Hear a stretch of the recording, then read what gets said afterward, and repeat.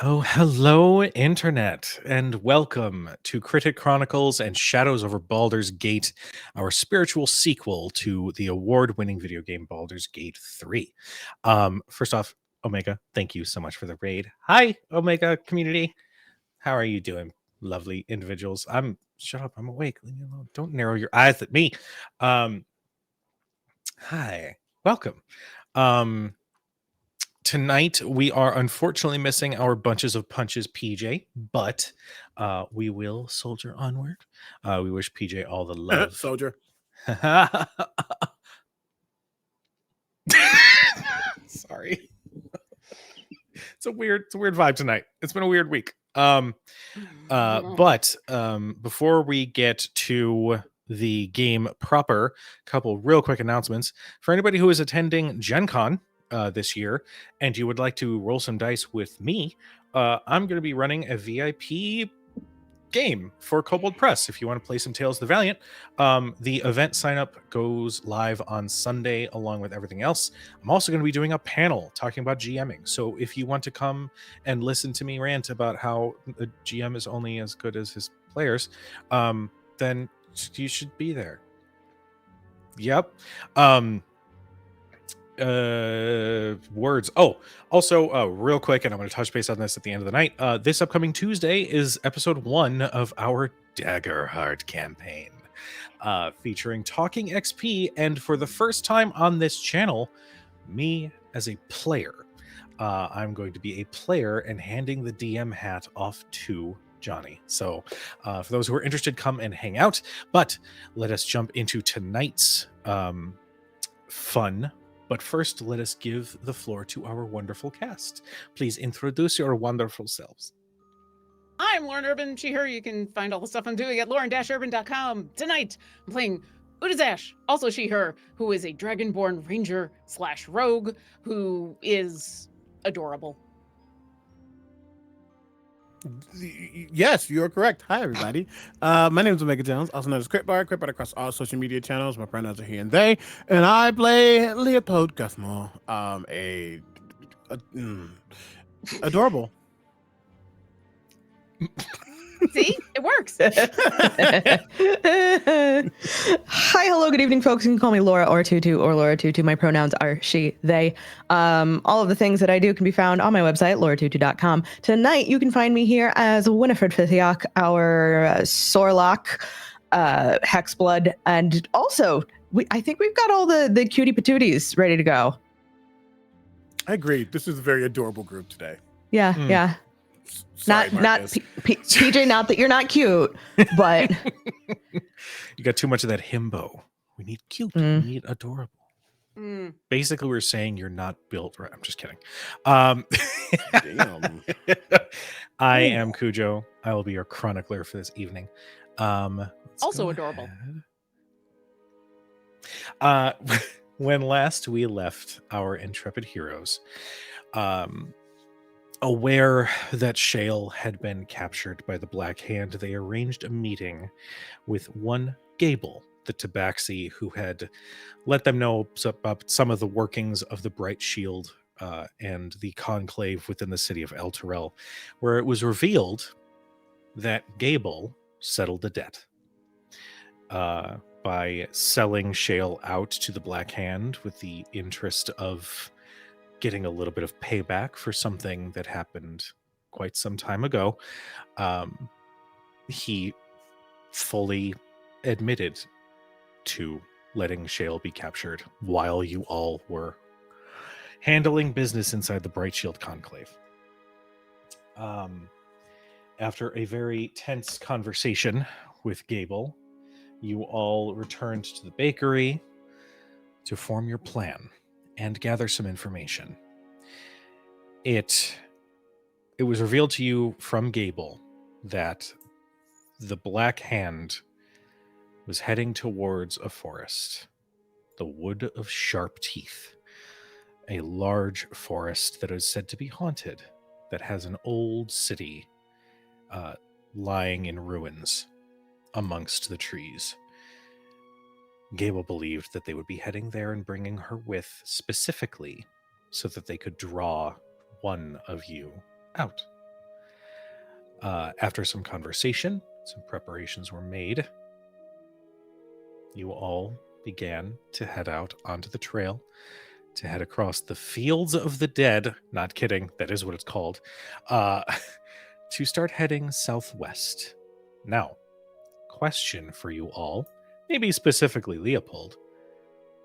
What are you guys doing as you travel? First of all, why specifically me? Second of all, I think at the very least right now, there's music. I'm like, where's music? Not this music. Him. I think because we have horses. Mhm. And I'm with Udazash. Yes. I think right now, there's not really much to do. If anything, just kind of probably getting a little antsy, probably writing in like a little journal that he has about his current. Actually, no, yeah, I think this is like one of the only times in a while he's been able to just have downtime in a way. So I think probably is writing in his journal about the events that have happened from the invasion, the break-in of the stronghold, dealing with Archon, dealing with the aftermath of that, up to this point. That he's just kind of chronicling, just kind of writing things down, and just so he can ponder these things as time goes by. Since you're sitting behind me, are you like using my back as a no? Okay. No, he would not do that. Especially you're the one currently steering the horse. He would have it would just be floating in front of him, like very stagnant, very very strong, and he just. I'm probably like in front of him, but like you're just it's kind of writing. Every now and then like looks up and sees what's going on, then writes again. But yeah, just kind of unless a conversation is sparked, he's not really talking, but not like in a way that he doesn't want to talk to people. It's just not what's happening right now. Okay. Anybody else have anything in particular that they do along the trail so far? Udazash's head is on a swivel because we've re-entered dangerous territory and we're heading specifically towards werewolf territory. And so, she's steering the horse, but also more so she is keeping an eye on the trail. She's keeping an eye out for danger. As we get further into the day, she's keeping a watch for a good place that we can camp for the night. She's being a good ranger. I'm doing all of the things I'm supposed to be doing. Also, she is kind of enjoying being on a horse. It's been a very long time since she's ridden a horse as well. And so there's a little bit of novelty there as well. So she's like half enjoying the ride and half doing her job. Love it.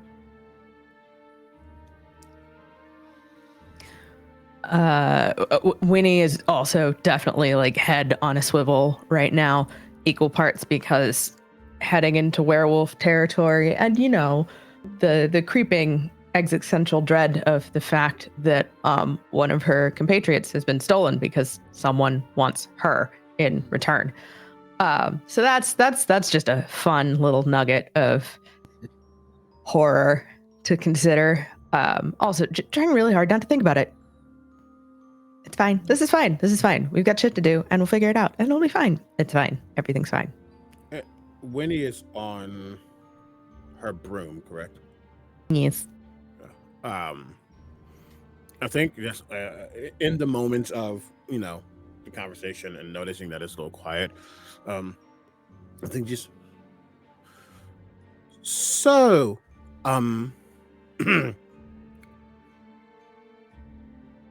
how do you know these people again? Which ones?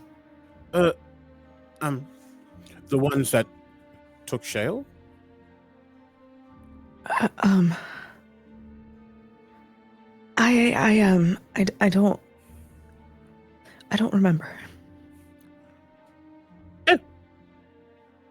Okay. And is this one of those things where, just so I understand, uh, we will eviscerate them, or are we like talking, or just? I mean, I can do many things. I can try to do many things. I just want to make sure I understand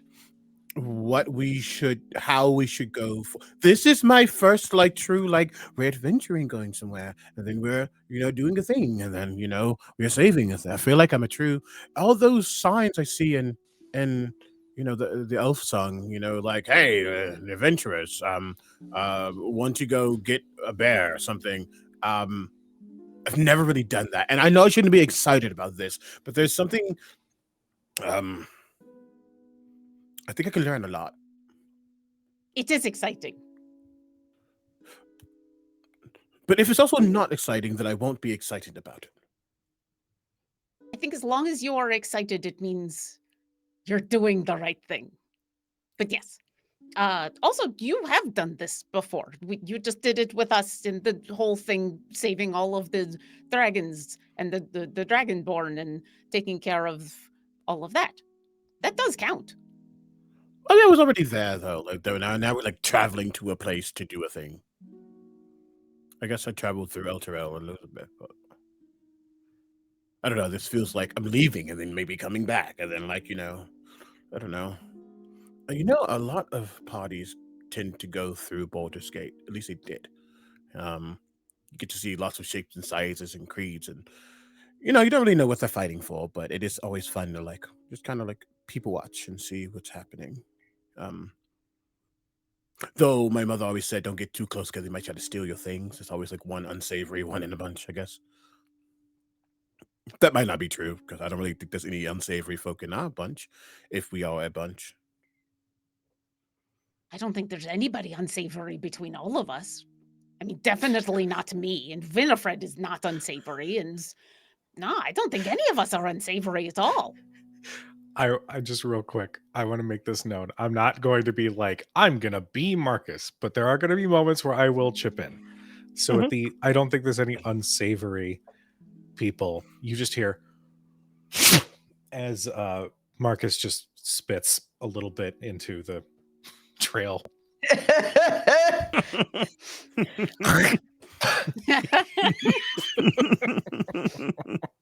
Class act, that one. It's gotta go somewhere, yeah. To answer your question, hold on. Yeah. Hold on.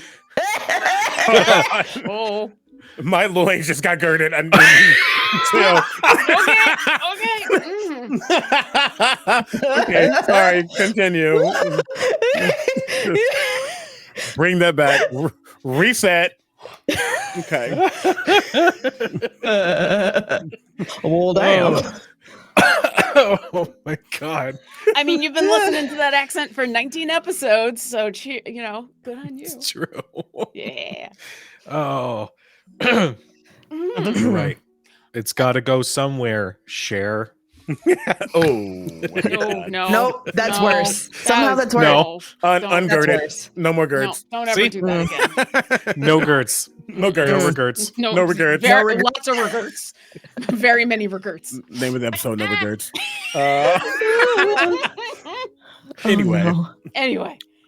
But to answer your question about what we're going to do, and Udazash does the uncomfortable bit of awkward kind of back and forth in her seat on the horse that you all have recognized as she has an answer to this, but knows that maybe it's not the right answer in this moment, and is going to look at Winifred and be, do you want to talk to them first?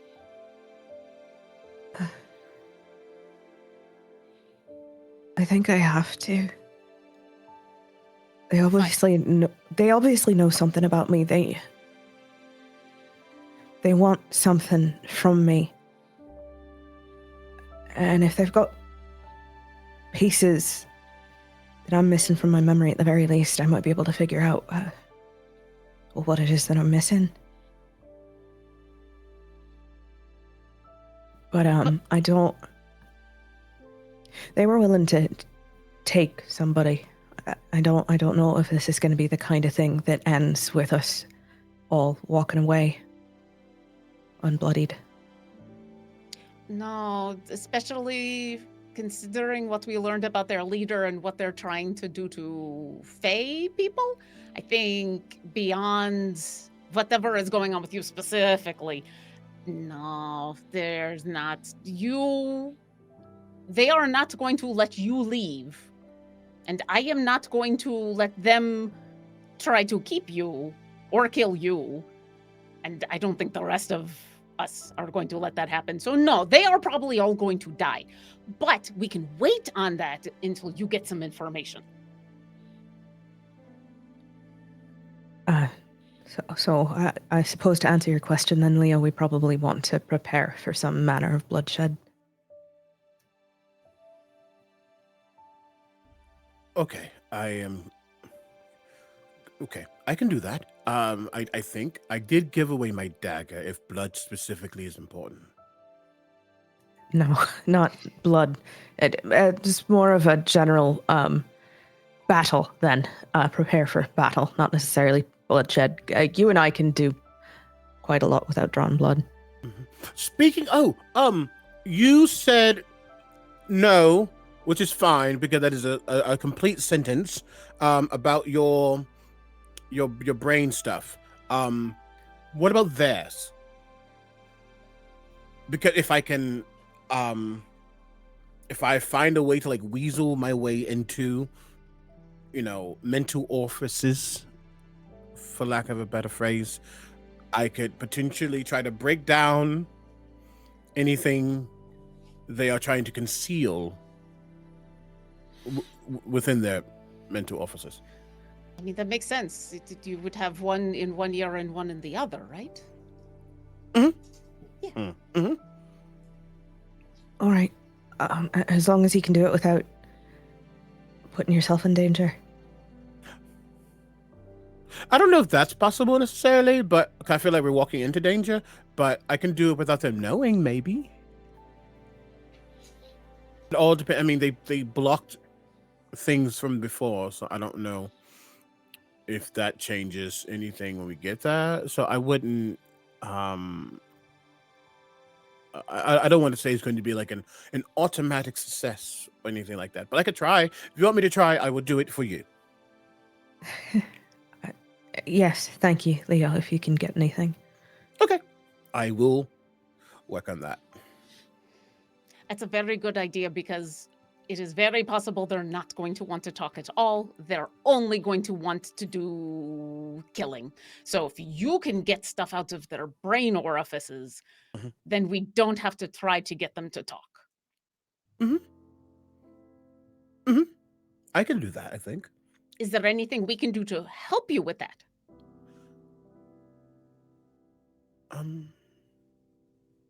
I don't know, if I'm being honest. It's still all new in a way. I feel like even just overnight, I feel my brain is a little more potent. I don't know. I don't know, but I appreciate that. I think it's a power that I'm both afraid to try to use, but also curious to use. But just based on everything about,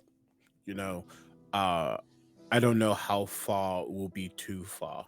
So I guess I'm just holding myself back while I still learn.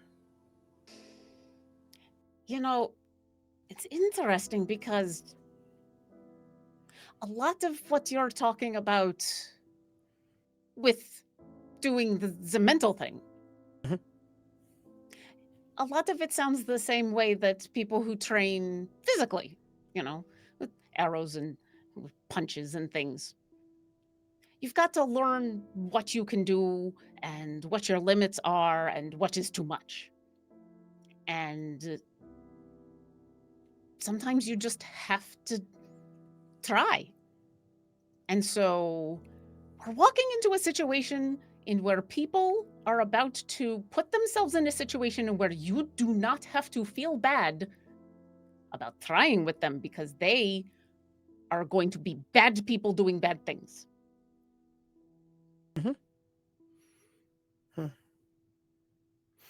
That makes sense. I think that's been the hesitation. I don't with like arrows and punches and even books. You know, I can practice how to, and he do I have I can practice how to, and he kind of splays his hand, and there's just a mote of technicolor power that just floats out, and at the end of it you see it turns an orangish red, hinting that he put more fire into it, um as he just kind of, you know, gets thrown out into the world, hits like a rock or something. Like, that makes sense. That's like a physical thing, and I got that, but this is all like I'm affecting like the mind or like mental faculties, so I don't have a lot of chance to practice. So I guess that's the part I'm excited about, especially when it's done to bad people. Exactly. So they're still people, I guess, but they made bad decisions and consequences come from that, so I guess. Yeah, you do not have to feel happy about. There is no joy in killing. There is no joy in causing pain. That is never good. But there can be joy in learning, and there can be joy in stopping bad people from doing awful things. I think that's true. As you continue your travel, the wildlife around you, it's a very clear line between where the border of the land that was pulled into the hills and the rest of the land meets, because you go from broken, somewhat dry landscape to an open field.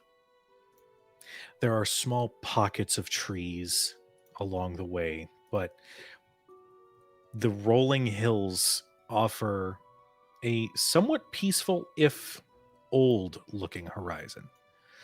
Periodically, as you travel through, you notice every so often, and it's not entirely out of the question, but you notice an occasional bone, an occasional old dagger that has been long since forgotten by its user. And the more and more you travel, you're starting to see more and more of these just old signs of a battle that was wielded on these hills once upon a time. And while it is still beautiful, it still holds a little air of mystery. You continue your travel. Real quick. Yeah. Especially now that we're out of the hellish area, and it's potentially a little easier to track. We know that our quarry probably came this way and must have been coming this way relatively fast because of when they traveled and how long they had to travel. Do we see evidence of recent travel? Make me a survival check. Ricky. Oh, that'd be a natural 20 for 26. Well, This is what I do. It's giving crit. Like, It's yeah. it's giving crit. There are very few things that I am excellent at, but the things I'm excellent at, I'm very good at. And This is what I do. For those who are what what happened? We just all enjoyed the The For flourish. those the flourish. That was Yes. so fucking extra. It was beautiful. For those who are joining us for the first time, Critic Chronicles has an extra little thing that we do, where every time a critical success or failure is rolled, it gets added to the chronicle. It's a fun little way of keeping track of the story and the highs and lows as the story continues. So, Utazash finds the lichen tracks. Eat the wet, everybody. outside Oh, yes. Elturel. And thank you for the Eat the Wet shadow. Oh, right. Shout out to the Libras. Ew. That's to make up for last night. Because I did definitely forgot to grab water. Crying.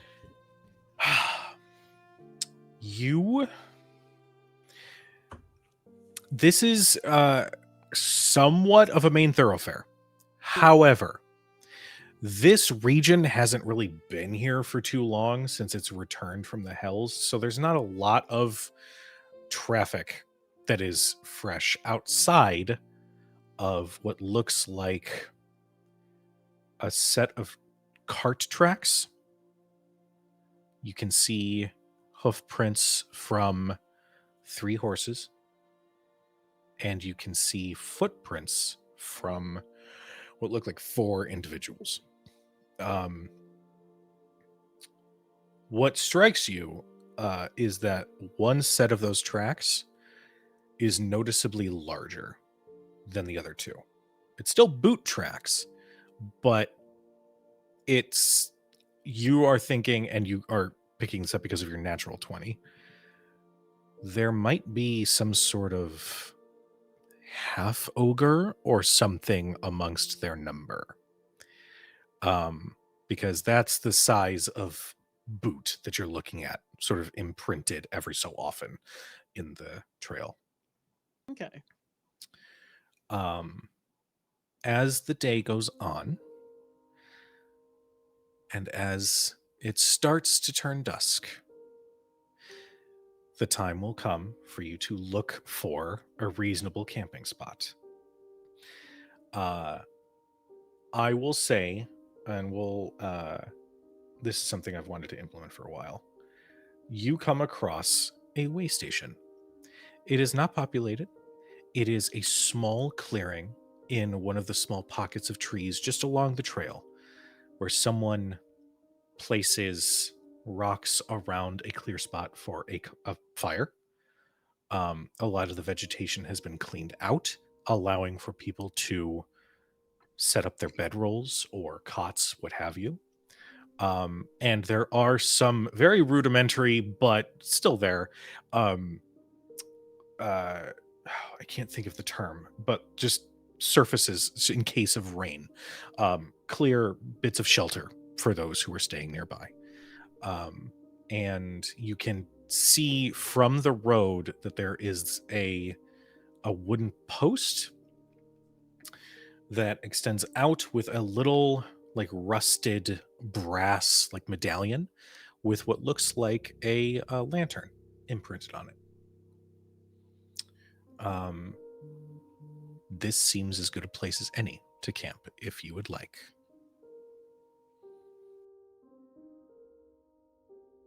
I'll point the place out and then go inspect the lantern. Does this look recently used or usable? So, make me an investigation check. The DC is not terribly high. It's just because we gotta have rolls in the game. That's okay because 16. With a 16, it was recently used. You can still see that some of the oil at the bottom is still a little wet. But you anticipate that it's been a little bit. You don't anticipate that the party you are tracking used this way station. You definitely can assume that they pushed on through the night. Which makes sense for how quickly they got to where they're going. Okay. Well, Shall we? As good a place as any. It looks like our quarry probably went all the way through the night, but I do not recommend coming upon them without at least a good night's sleep. No, especially not if we know what else is in the forest. And they have like an ogre or something with them. What? Well, I've been watching the tracks and we've been kind of following the way that they've been going. And like, so those are the prints and those are the prints. And yeah, that's really big. That's a very big foot. It's like a half ogre, maybe a very big Goliath, but I don't know. That's a very big boot. It's imprinted enough that I don't think it's someone just like playing with us and like big boots. I think this like they've got a very big person with them. Okay. That is lovely. Right? Right? Yes, that's a thing. It's Thank you. interesting, at least. Why not? Why not? Why not? Why not? Werewolves, half ogres. Why not? Oh God, what if the half ogre's a werewolf? Can they be? I would like us not to think of that as a thing. Oh, It's too late. I'm already thinking about it. That's a very big wolf. Okay, well, Cujo, fuck you for that sound shift. that was rotted. That was rotted and rancid. And you know. If it makes you feel any better, I also peed from how loud that owl was, so it's fine. I just heard like some sort of night creature like shriek in my ear. Just, All right. See, it's distant now. It's fine. They went that way. It's fine. Do we know what the like who can become a werewolf? Is it because it's a curse, right? So can like anybody get it, or are there's only like specific creatures that can get it? I didn't study about werewolves in school. To be fair, I was more studying about how to successfully take over a family name. But that's just part of the, never mind. But I assume anything can, anyone maybe, unless it's a. One thing I did study is that some things only affect certain type of creatures. So, like, I technically have the ability to push my intent upon someone, but only if they are humanoid. So, like, if they are technically like a fiend or a fae or whatever else is out there, doesn't really work. I guess it's harder to do. So maybe if it's like a curse, it only affects certain things. But I don't want to know that theory physically. You mean personally? Or physically. I mean, I don't want to see anyone turn into a werewolf. So, just, but you want to be a werewolf? no, we are going into werewolf territory. I think we're probably going to run into that, whether we like it or not. I see. Agreed. Also, I'm just kind of curious. I guess, yeah, DM, does offhand, would Winifred know anything about like werewolves and like Laura knows how it works. Does Winifred? Make me a nature check. Yeah.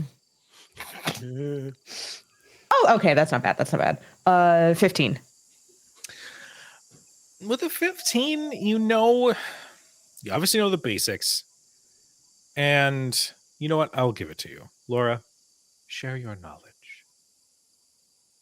As far as I'm aware, you can be cursed to become a werewolf by a particularly vengeful witch. Honestly, it sounds like hag bullshit, if I'm being honest. but they can also bite you. And if your body is not strong enough to fight off the curse, then at the next full moon, you will also succumb to it, if it doesn't kill you first. And that's any creature, or just like certain creatures? Like if a werewolf bites an ooze, do you get to wear ooze? Yeah, that much I don't know, DM. Is it just humanoid creatures? With a 15, anything's possible. I wouldn't think so, because an ooze doesn't really have a structure to change, but Chat is wild right now. Very, oh no. I have to admit, I am not curious in the way I've been curious, because I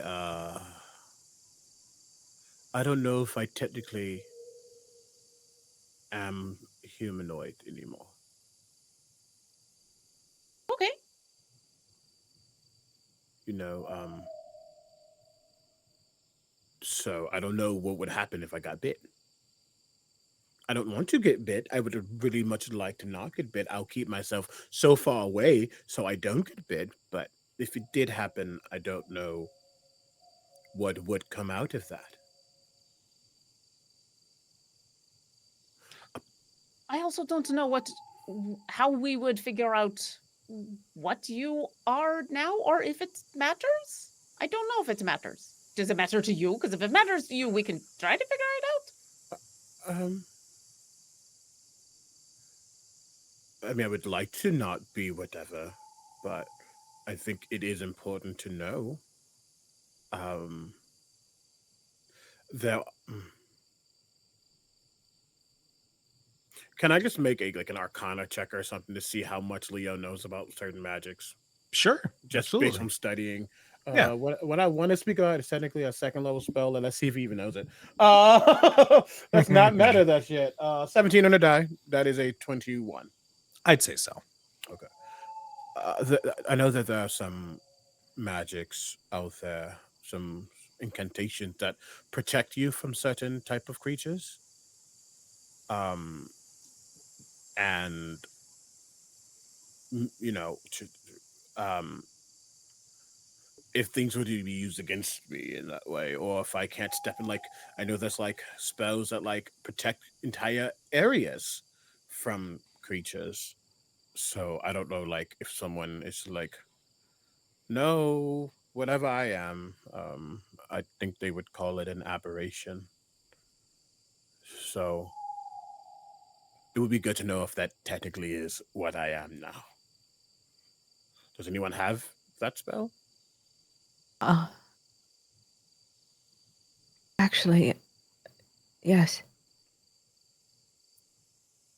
Oh, okay.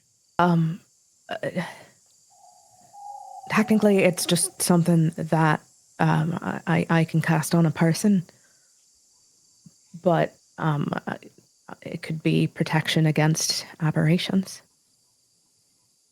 I guess we could test a theory if you put it on one of yourselves and see if it's like harder for me to do anything to you, or if it's like, yeah. Is that what you'd like to do, Leo?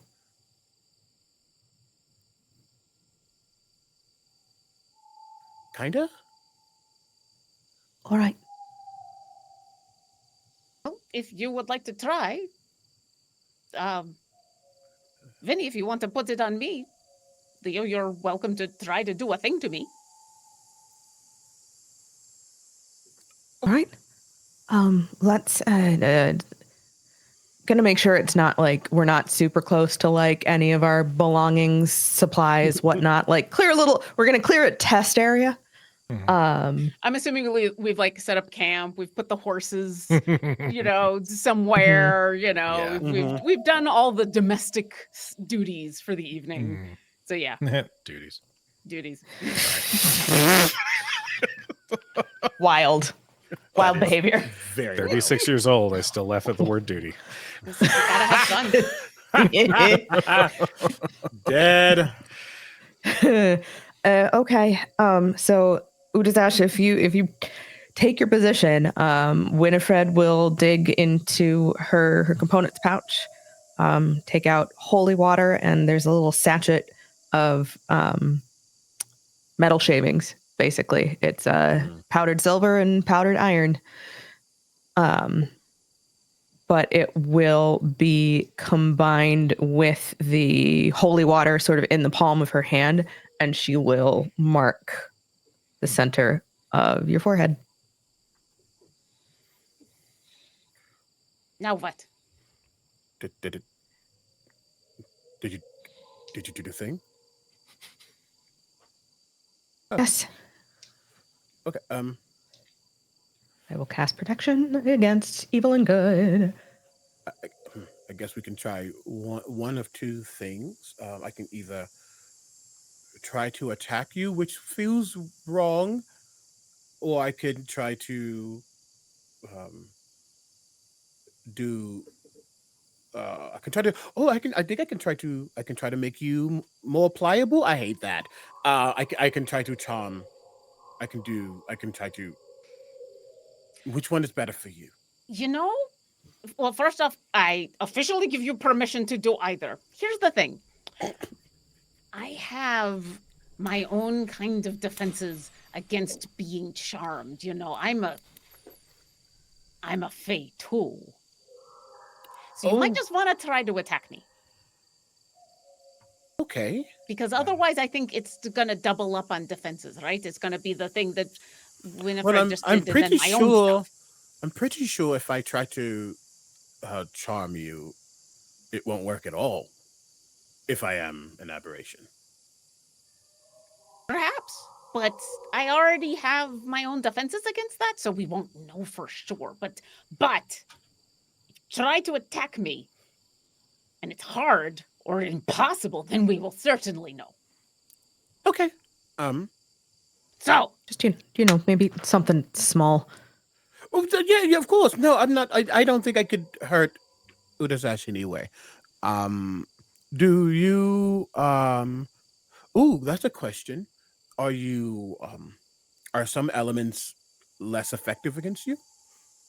well, I don't like to brag, but and as she coughs, a little bit of lightning kind of courses between her sharp teeth, and she polishes her nails on her jacket and says, I do have a bit of lightning in me, so you probably don't want to try to shock me with anything. Oh, okay. Okay. And then he'll like start, and then he'll like and he like moves back like 10 feet. Just get some distance. He goes, okay. This will be interesting. And he oh god, stop it. He produces lightning in his hand, or like a ball of orb. Again, it was kind of like the Technicolor. It's kind of swirling through all the colors before it stops on blue. And then he will attempt to throw it at you. And I will very intentionally force myself to stand still and not dodge. Because that feels like it's counterproductive to what we're trying to do. I would like, I believe it is attacks made against the target is at disadvantage if you are one of the creature types. Yeah, I put the description of the spell, the advantages in our little chat. I appreciate it. Yeah, the protection grants several benefits. Creatures of various types, so you can choose fae, fiends, celestials, undead, aberrations, what have you, have disadvantage on attack rolls against the target. The target also can't be charmed, frightened, or possessed by them. If the target is already charmed, frightened, or possessed by such a creature, the target has advantage on any saving throw against the relevant effect. Okay. Leopold, I would like you to roll with disadvantage. Oh! Hey! I think I'm gonna roll it first of all. Great. What are you? Okay, great. That's much. Wait, was that? Or did it hit it? I did hit it. Okay, great. I was like, was that a 9 or a 19? You see, like as he forms the spell, and that's the easy part. The easy part is forming it. He was like about to throw it, and he goes, "That should be just."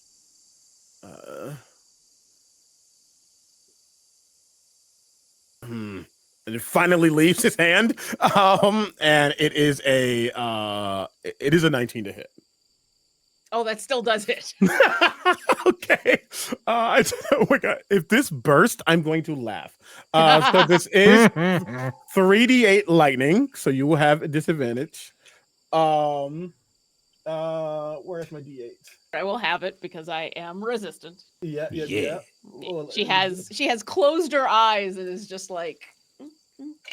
None of them are 8s. That's good. So it is Okay. 9 in total. All right, so I'll take 4. 4. Yeah. Okay. That felt harder to do. I felt like I was like being rebuffed. Oh, well, you did hit. Oh wait, no. He doesn't have any healing, but he is gonna like try to run over. But like he feels himself still like slightly getting rebuffed as he gets closer to you. Like it's harder to get to you. Leo, Darling. I heard her. It's okay. I've got it. I've got it. Look, it's very, very, very slight. That scale was going to come off in a couple of days anyway when I molted. It's fine. Very little. So did it work? Did it not? I couldn't tell. I had my eyes closed. Leo, you said it was harder. If even now, like standing next to you, you see like every second he like takes a slight step back away from you. Yeah, it feels like I typically want to be around you. I kind of feel repulsed. Oh, Not like no, it's not you. I don't think it's that No. points to the mark. Looking at the mark, you feel this roiling in the pit of your stomach. Just this, like, maybe I shouldn't have had that croissant on the way out. I'm just gonna. Just a little bit of bad tummy. Udazash notices and kind of starts to feel bad and tries to rub it off. Okay. Zash. Yeah. Winnie will come and take your hand. Because that mark hasn't moved. But when Winnie But she can't see it, so she's Yeah. Okay. All right. But Winnie will wipe the mark away, and as she does, that is dropping concentration on the spell. I love that. Like, better? That feeling goes away. Oh, okay. Oh, I don't like. I know. I think that is a success. I think you have your answer. Also means okay.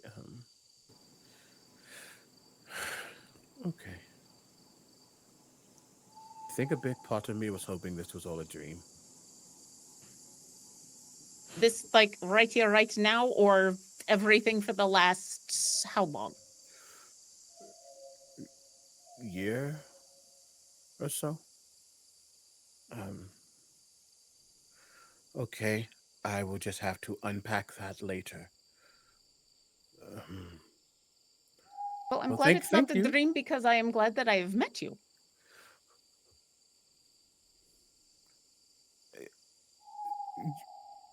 That's true. But now I guess now that I know, now we can work, or I can work on figuring it out from there. Because I would like to not be this for the rest of my life. Well, Leo, you don't have to figure it out alone. You know that, right? I know, but we're focused on Shale. So like, we're gonna get Shale, and then we will help. And looks over, and Marcus is probably cooking right now. And other things, and we will worry about that when we can. I don't think this is a quick thing to do, and so that's time. And Yeah. We can also multitask. Okay. You can tell that, like, he's happy he has answers. He's not happy that it's the answer that he got. Mhm. He's gonna. Well,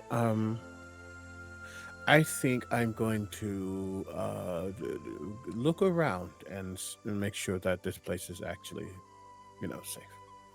And he kind of just turns and walks. Kind of like, Don't go out of earshot, please. I won't. I won't. Kind of like dragging his feet. And he will, yeah. Technically, he's gonna like take watch. But yeah, he needs to think. Okay. I'm gonna lean over to Winifred and be like, "Does he really want to be alone, or does he? I can't tell. Is that he wants to be alone or not to be alone?"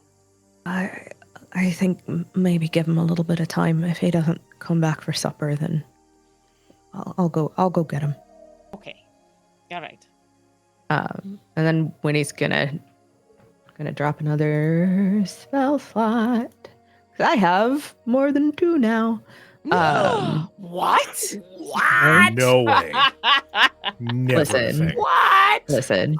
So I will cast just first level Cure Wounds. Oh, There you are.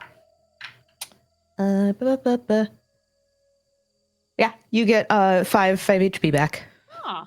Sweet. She grins at where the lightning has now healed that little bit of hurt, and looks at you and says, "Thank you, but I don't think that's what he was upset about." No. No, I think he's got a lot to consider. Yeah. Okay. Well, I will keep an eye out on him, although there's not really too much around here, so I don't think he can go too far. But yeah. As night settles in, it's calm and quiet, but periodically on the wind, you can't help but sometimes feel like something in the distance is making noise. Almost like you can hear the very, very distant sounds of combat, but it never lasts for more than a second. And there's this air of, it's not malevolent. It's just the land remembers what happened here once upon a time. And so sometimes the memories tend to resurface just for a moment.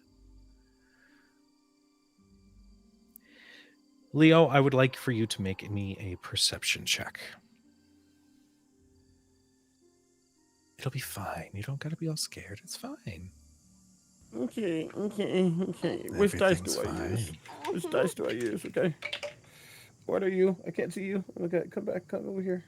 Come closer without turning. Oh no, that's what I thought it was going to be. 10. Okay. The air is crisp. It's a little chilly, but it's not overbearingly so. The breeze sort of moves through the trees of this small little grove that the way station has been set up in. And you feel pretty confident that you are safe here. Maybe it's something in the land itself. Maybe it's just that it's a calm, quiet night, and it'd be easy to spot anything potentially coming around the corner. Until you sort of step around this bank of trees and sort of circle around, just sort of getting a good look. And as you turn back, you are face to face with a skeleton that stands at your chest level and looks up and then turns to bolt. So, two things happen. Leopold turns, bolts the opposite direction. Also screaming very loudly. Full Muppet run. Yes. Just immediately, in the minute he sees like a tree he can get by, he stops and just.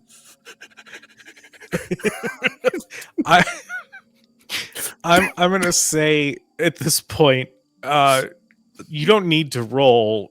Winnie and Udazash, you can hear the shrieking from pretty much the other side of the trees. If you walk around or walk through, you Bolt. can hear Leo. No, the absolute minute Winnie hears Leopold screaming, just drops whatever she's doing and fucking runs. Yeah, I think the two of us like barely make eye contact. Bo, and we're on our way. You also, because the mental link is still up. Actually, let me check. Oh, Jesus. Does it have It is not. It only lasts an hour? Yeah. But you can ritually That's cast it. So. I can't. Oh. Sorry. I need to take ritual caster so I can ritually cast it. No, I guess I'm just going to. You know what? I'm gonna leave it to a dice roll. I'm gonna say 1 and 2, it's Winnie. 3 and 4, it's Udazash. 5, it's Marcus. 6, no one gets it because I do have my own telepathic speech. So I'm just gonna see who gets pinged immediately. Your telepathic speech is you Muppet running, going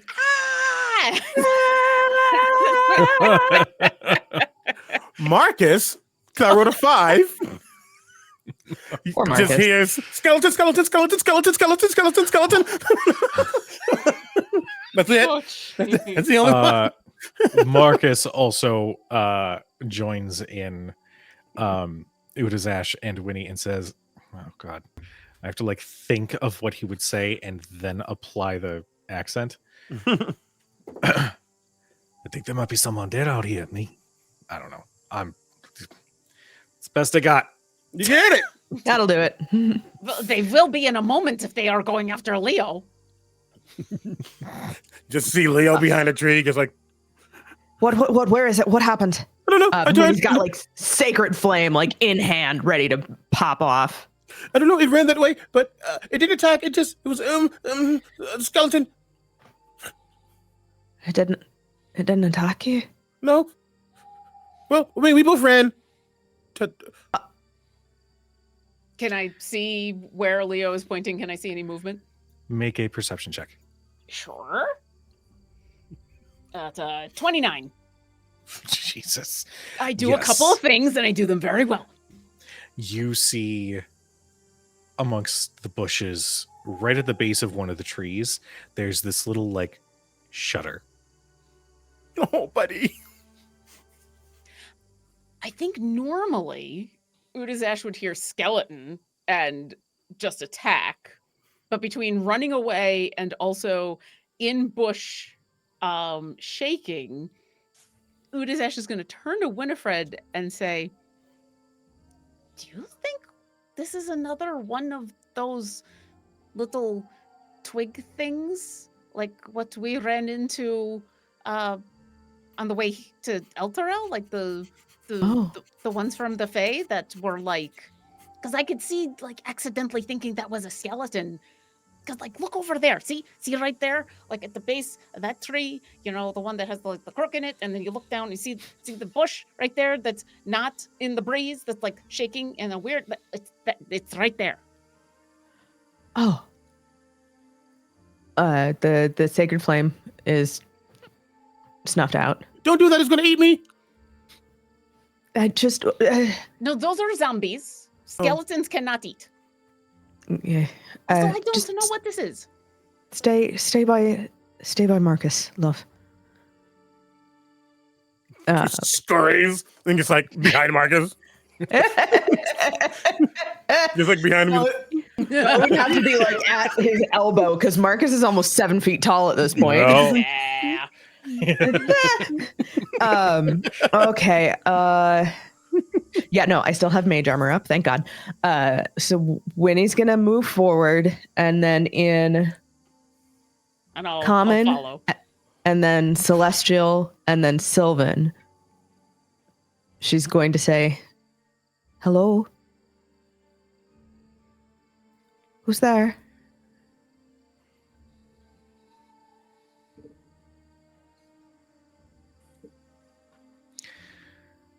You see the movement stop, and then slowly in between the branches of the bush, you see a skeletal hand holding what looks like a handkerchief as it waves back and forth. Oh, well, I think that answers our question. Where did the skeleton get a handkerchief from? I'm not entirely sure. It's all right. We're I accept your treaty, I guess. The hand slowly lowers, and a skeletal head peeks up through the bushes. And it's just a skeleton. It's got this like ashen gray to the bone, but it is just a straight up skeleton. And it just sort of peeks up a little bit over the bush top. Is it biting? No, he they actually waved a white hanky, to be perfectly honest. No idea where they got it. Oh. Where did you get the white hanky from? They step up a little bit, and you can see that the size of this skeleton and the shape of their skeletal structure would tell you that this was a dwarf at one point. Oh, dwarf, buddy. And you can see there's no vocal cords, there's no anything. So they just hold the hanky and then point towards the way station.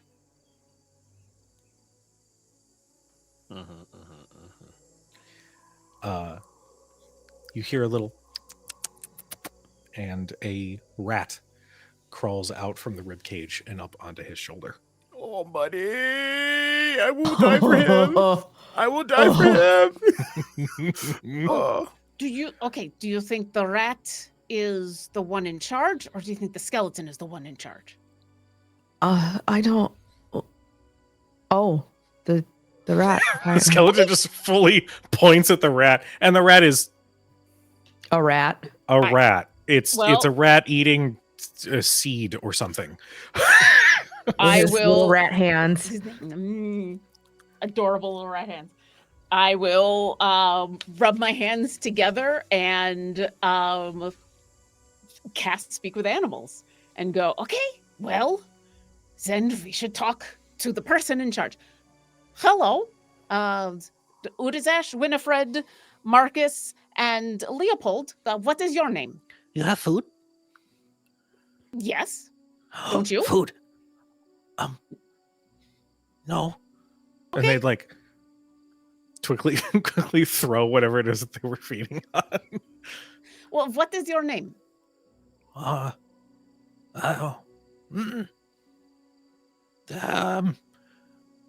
don't really have one.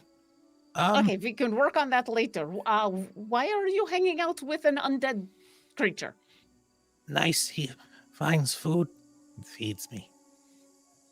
Okay, that makes sense. How long have you been hanging out with an undead creature? My entire life. How old does this rat look? I know that they only Make an live for, insight check. Okay. It's been like Sure. a year. I mean, 5 days. 14? Omega hit it right on the head. It's only been a couple days. Oh, damn. The rat. Okay. Okay. All right. All right. All right. Sure. Is this the only undead creature that you have ever seen? No. Bad ones. Scary ones. Out there. You see his teeny little rat paw point out, just into the fields. Okay. I'm going to realize that I'm probably having a conversation that nobody else can understand. Because it's We're just getting like Just giving Kronk and the squirrel. actually so Cujo, I've never asked because everyone has kind of adjudicated this differently. Do I continue to speak normally and then the rat is, or do I back to the rat? Like, I think the nature of the spell is that it enables you to communicate with them. You don't innately speak their language. I like the idea that you're speaking common and it's hearing the Okay. rat squeaks. So yeah, I think it takes Udazash a moment to realize, oh no, they're not getting the answers. How far away are we from the campsite, as it were? Not very far. You're Okay. maybe 150 feet. Like, it really was not far off Okay. when this happened. Would you like to join us at our campsite so that we can have a proper conversation and then we can give you food and find out more about you and your undead friend?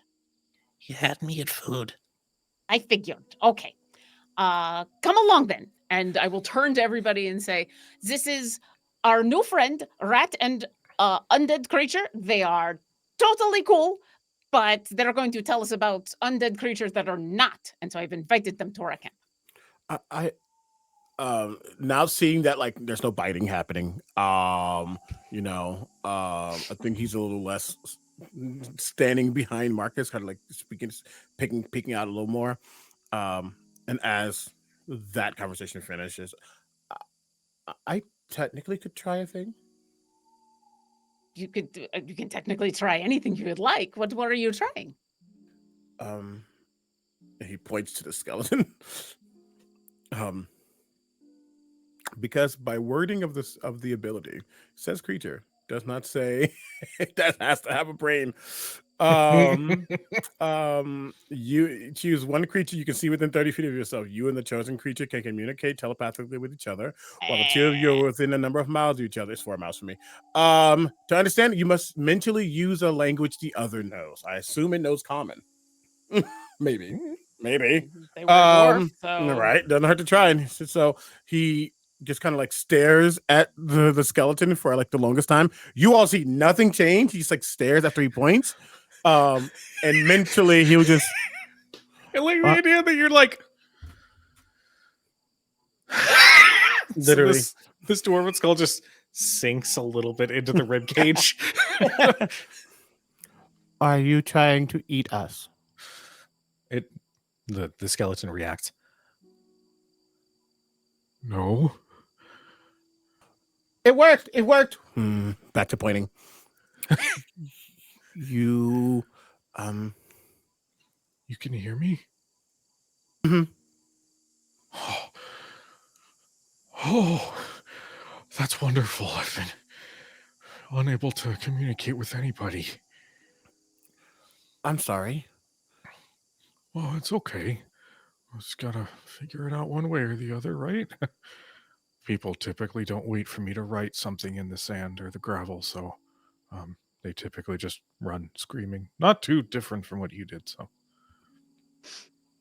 Well, it's not every day that I see a skeleton suddenly standing behind me, and I'm really glad I didn't do a different action.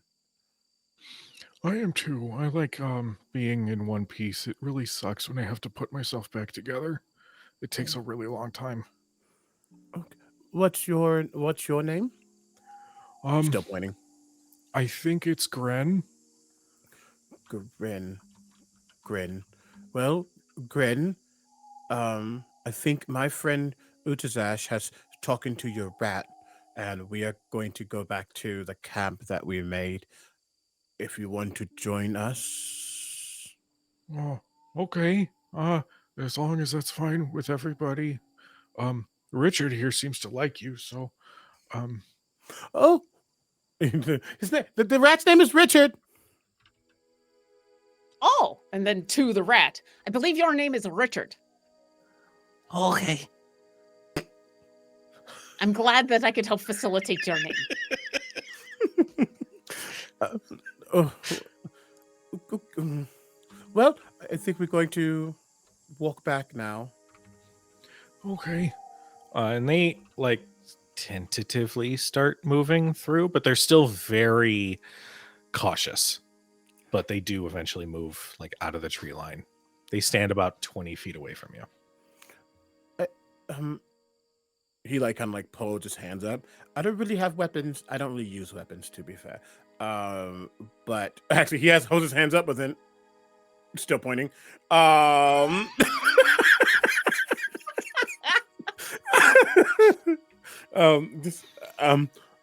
don't. As long as you don't bite us, which apparently skeletons don't do. As long as you don't bite us, and everyone's okay with it, which I think they are. I don't think you have anything to worry about here. They're really nice, actually. Oh, They took me in. I'm a little different too. I don't look it, but Oh, well, that's a good thing. Finding nice people who don't immediately think I'm a skeleton who's going to bite them. as he was definitely somebody who thought he was a skeleton who was going to bite him. Okay. And then to Winnie and Udazash. They are Grin name. Scared that someone's going to hurt them. So I said we wouldn't because they didn't bite us, and also invited them back to camp. Excellent. I don't see why not. Let Gren know that they have our hospitality, if that helps. You have our hospitality. Oh, I can hear. I just can't speak. Oh, that makes sense. They can hear everything that we've been saying. You just Gren. see like them point, and then you just hear, and then a shrug. That's fair. That's fair. Well, yes. Then, Gren, you and your companion have our hospitality, while we are here. Okay, that's very nice of you. I'll kind of lead everybody on over to the camp and go rummaging around for like some, not like basic rations, but something that would be suitable for the rat that isn't Marcus made food, because I'm sure he is made like a souffle. So something I could actually give to the rat. I'm sure there's a hard cheese in someone's pack. Exactly. I imagined it was gumbo, but like at some point when you were like talking about Marcus earlier, like a half of a bottle of hot sauce got dumped in just cause. But yes, I will find something suitable for Richard, and I will sit next to Gren and Richard to be able to offer Richard food. And do you also understand when the rest of us are talking not in rat? Cujo disassociated. Who are you asking this question to? Sorry, I am talking to Richard the rat while I am holding out cheese to Richard the rat. Got it. Because Jesus. Lauren is trying to get to a point in where all of us are going to just assume that we are translating for each other. I'm slowly getting us there. I'm trying. Richard, I take it you just give him like a piece of cheese or Okay. something. Okay. Yeah. You hear I hear a lot of sounds, but I typically just sort of tune them out. You're the only one I've really talked to. as he just stuffs his big old puffy cheeks. Okay. So as this conversation unfolds in whatever way, I will translate for Richard and translate to everybody else when Richard talks. And I'm just going to say that. And unless there's a reason that Udazesh needs to editorialize, I'm just going to say that happens. Cool. I like it. I've played enough druids to know how this works. Yes, yes. Language barriers. We love it. Exactly. We have bridged the language barrier. Now let us converse. And Yes. yeah, actually, at that point, Udazash will say, so you were all talking about bad undead. Can you tell us a little bit more just so that we are all prepared? Why are there bad undead? And in the same way that druid shit, psionic shit. So we're I was just about to ask, like, is High this the five, same on that Leo. side? Cool. I'm just Then gonna. Yes. we are going to pretend as though that active translation's happening. We don't have to I actually mean, make it. and to be fair, I mean we're in nighttime. To be fair, I'm just gonna expend a third level spell slot to get 2 more sorcery points back, and then I'm gonna use those sorcery points immediately to telepathic bond. Sweet. Okay, cool. Can you telepathic bond the rat? Technically. Well, there you go. Let me just double check. We don't even need the druid shit. Lie to you. Let me just check. Where are you? Where are you? And creatures. Hold. Wait. I Was will. that So a we real just got quick telepathic Blink 182 reference? It was. Yeah. I will- It says willing creatures. Creatures that can't communicate in any languages unaffected by the spell, and sometimes some things can communicate. Yes, I think the rat is fine. Especially if Okay, it's like well- a familiar or something. I don't know if it is, whatever it is, but I mean, I Yeah. think he's technically a familiar at this point. I will give Richard the heads up about the knocking that's about to happen in his brain because it's a funny feeling and weird the first time and the second and third and fourth, but it's a good weird. And then, yes, you'll be able to understand everybody. Oh, okay. There it is. Oh, You see, he like freezes. His tail goes like completely straight and like rigid. Now relax and let it happen. Just relax. And you hear the door open. Feel the door open? Hear Yes. whatever. Yes. One of those. the door opening. Hotel Yes. Trivago. Okay. Yes. Communication is now open across the board. Blessings. D&D, y'all. We talk to D&D. skeletons and rats. Thank you, love. Yes. Ugh. We love it. Gren will say, "Oh yeah, a lot of them are still kind of just sort of stuck in the ground. They're not really active or anything. But there are a couple out there that aren't like me. They just sort of wander, aimless, just sort of searching for the next person to, well, you know. I don't really know a whole lot about why, but that's just what I've seen." I think Leo looks at Winnie. On you are a cleric of the Raven Queen, right? Not a cleric. You are a no. devotee. Or something. Yes. I don't know if there's like checklists or things you have to do, but I don't think we if we're doing this adventuring thing, I think it would be bad for us to just let undead things wandering about, especially if they're actively trying to be mean. Is there something you think we should check out, or do we just, circus monkeys, not mine? Part of what I do with my pact with the champion is help restless spirits find their way home. Some of them are more aggressive than others, and that falls to undead as well.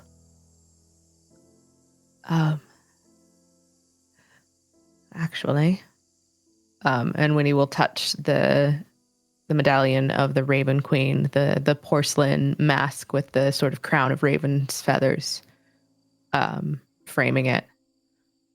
And see if there's anything there. Make me an insight check with advantage.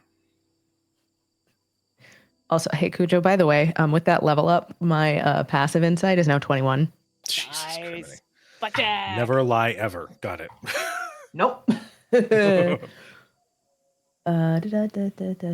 That is 22. Okay. With a 22, your eyes sort of half lid as you sort of reach out. Is this using your ability to specifically seek out The threads. the threads? Yes, let's do that. I haven't gotten a chance to do that in a while. So yeah, Winnie touches the medallion, and her eyes sort of flutter. And she reaches not just past the veil. It's strange. Because the veil, it separates the world of the living from the world of the dead, but it also, once someone has gone past it, you see more of what connects the world and the creatures in it. So Winnie will go looking for those little golden threads of fate.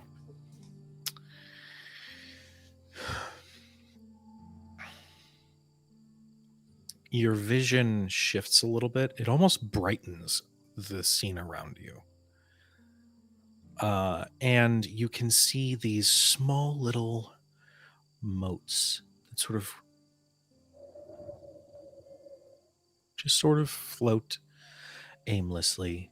And most, if not all of them, their threads tie together and also to the ground beneath your feet. And it has created this glittering, beautiful golden web around you through the trees. It almost blankets the sky above you as you can see more of those little motes. Some of them are restless. Others are at peace. They just haven't chosen to pass on. But you just hear,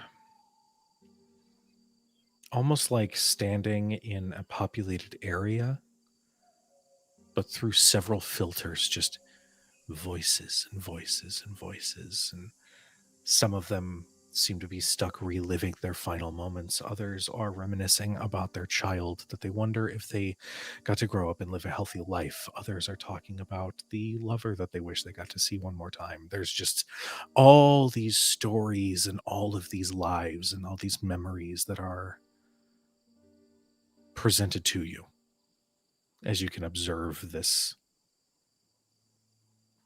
web around you.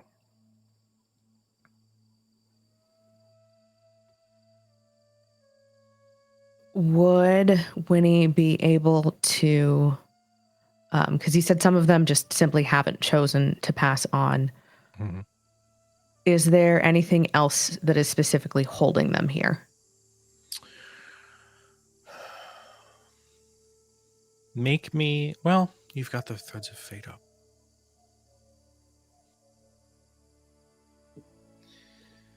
I'm going to make a roll.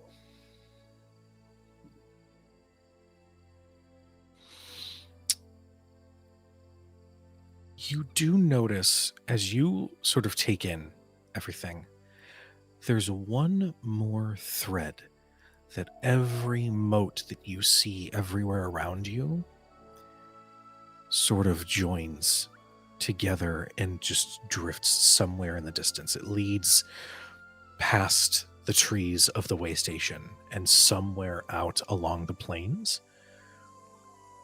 All of them have a thread that is pointed in that direction. And I believe you can you like identify these threads between? can't remember how we did that. Let me see what I've got. Hair. Shite. Where did we write that down, Cujo? That would have been in your origin document thing, I think. Ass. Fuck ass. Shite. Damn it. Hold on. Hold on. Go back All to right. the I friggin' got it. backstory document. Oh, Oh no. my god. We're digging. We're digging into the lore, damn it. Yeah. I heard Lord, and I was really concerned. No. I It's am not a in there. I am a heathen. I mean, DM's choice then. I will say, make me an Arcana check.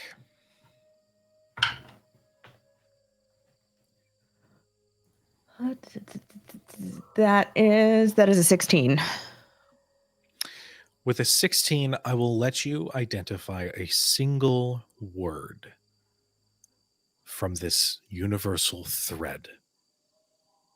And that is simply her.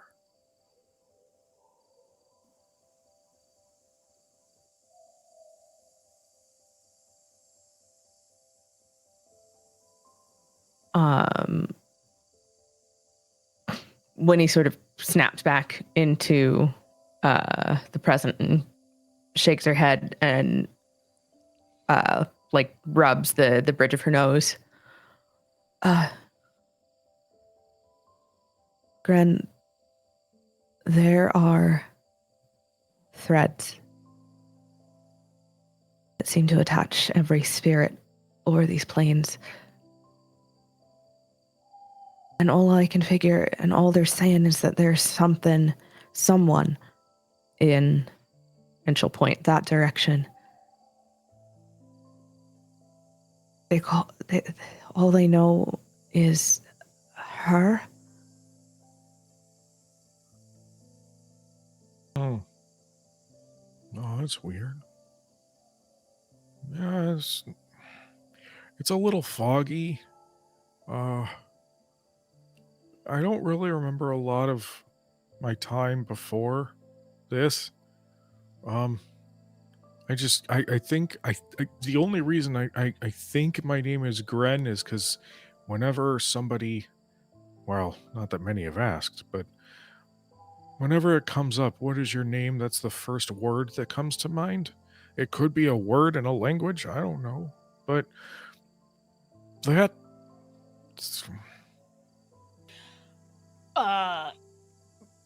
Dungeon Master, real quick. In any of the languages I know, does Gren mean anything? What languages do you speak? Common sign language, Draconic, Elvish, Goblin, Sylvan, Thieves' Cant, and Undercommon. Doesn't come up. Okay. But, I think I know what you mean. I don't know how to explain it, but it's when you describe her, it's like someone's just at the edge of my memory, but I can't put a face or a name.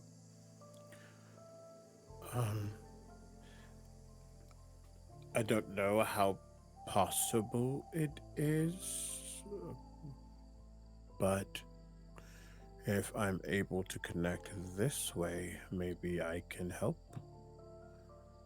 Okay. I I don't. Oh, Hmm. sorry. No. Why I didn't. I just don't have any means of pay or anything. No, don't. This is also helpful for me, so that's payment enough, I think. So don't want to accept payment from. You didn't bite me, so. I think what I'm learning a bit is The power that I have access to, I think we put it to the brain as if that's the only place where thought happens.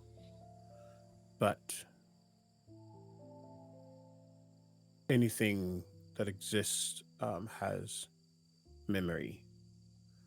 Plants and trees have memory, you know, and kind of like looks, grin, not like up and down, but just kind of like looks at them. Your bones it themselves have withstood time, so there has to be something I can connect to. Um, Ding, ding. You just hear the hollow. Well, suppose I'd be up for giving it a shot. okay. And I want to say, out of character, I've been playing Star Wars Fallen Order as of late. So I'm absolutely moving into like the Sense Echo vibe of this. Ooh. Because that's, I mean, I feel like the Force and Psionics are just like hand in hand. Mhm. I love it. And so I'm going to use Detect Thoughts. Okay. With the intent of digging deeper. And more importantly, and we can leave this like rolls or something. I just want to see if I can like use the Detect Thoughts as like the entry point, and then try to look for something. Okay. And they just say this. If it feels weird or you feel like something is hurting you, just let me know and I'll pull out immediately. You see him pop off one of his finger bones and put it in his jaw. And he bites down. No, I should be okay. Okay. Well, I will give you surface thoughts. The surface thoughts you get are, he wasn't kidding. They're really nice. Now he has to make a save, or is he? Well, I'd say he'd probably willingly. Yeah. Technically, someone can Accept it. Fail a save. Yeah. Yeah, he'll accept it. You can also try to save, but it probably wouldn't be good. Yeah, that's okay. Actually.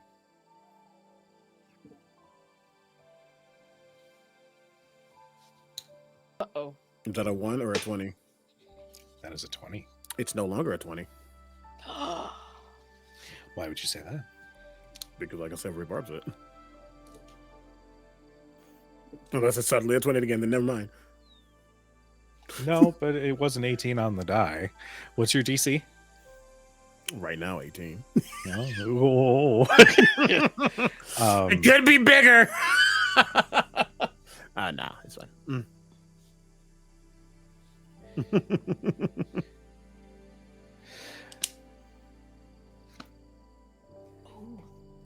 Oh.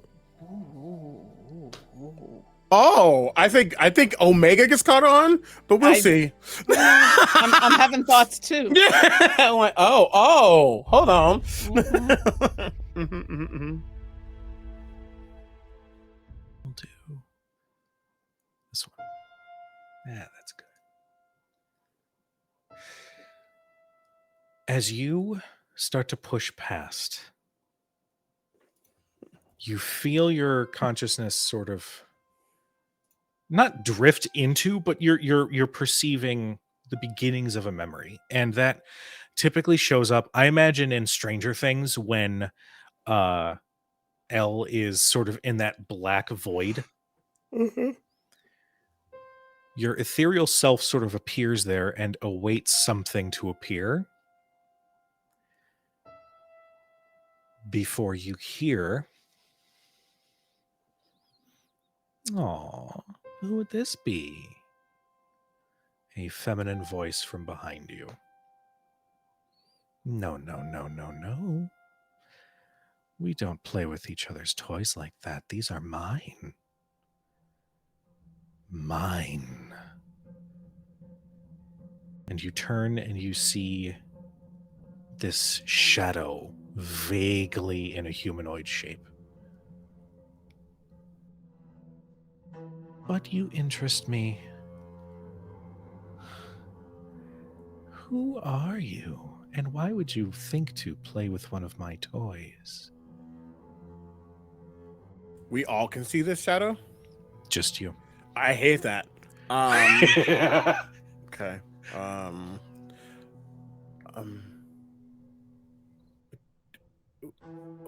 One, technically, they can think for themselves. I don't think they can be a toy. Two, am I allowed to not say my name? You can if you like. It's awful rude. Well, you didn't give me yours. I am a lady.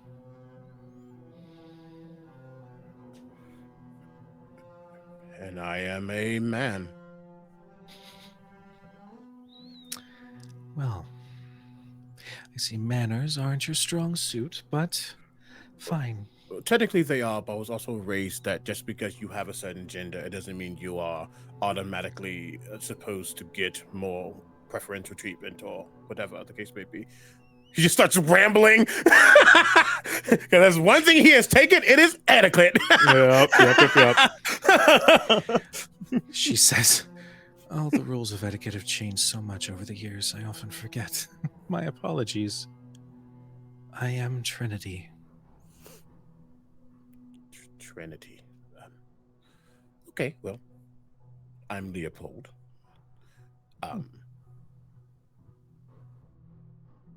Wait, how is it a toy?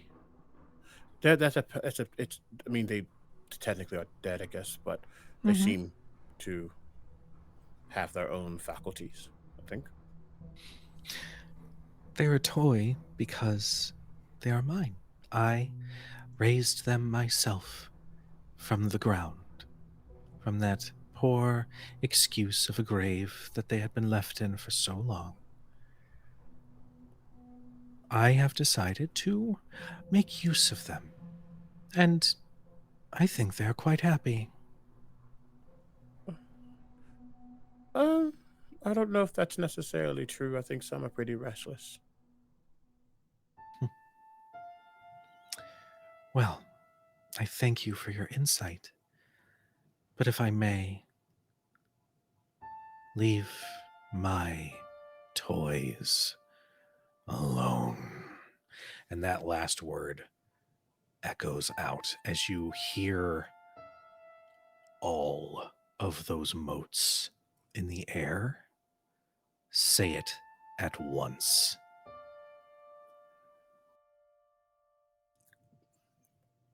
He is. You all can like see him like shivering. If anyone's close, wait. We have the telepathic bond up. Are we all getting this? Oh.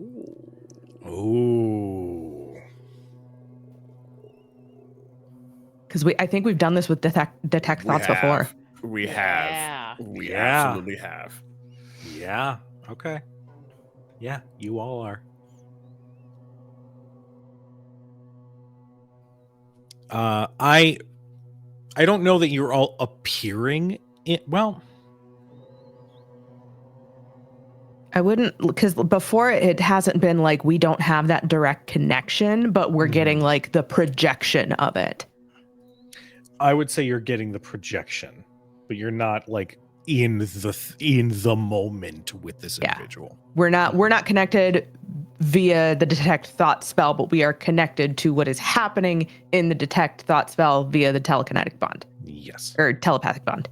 Yes. So we know what's happening. We're just not there while it's happening. Okay. Yes. Yeah. It's been a little bit. You hear Marcus say, "Oh, I don't like that, me."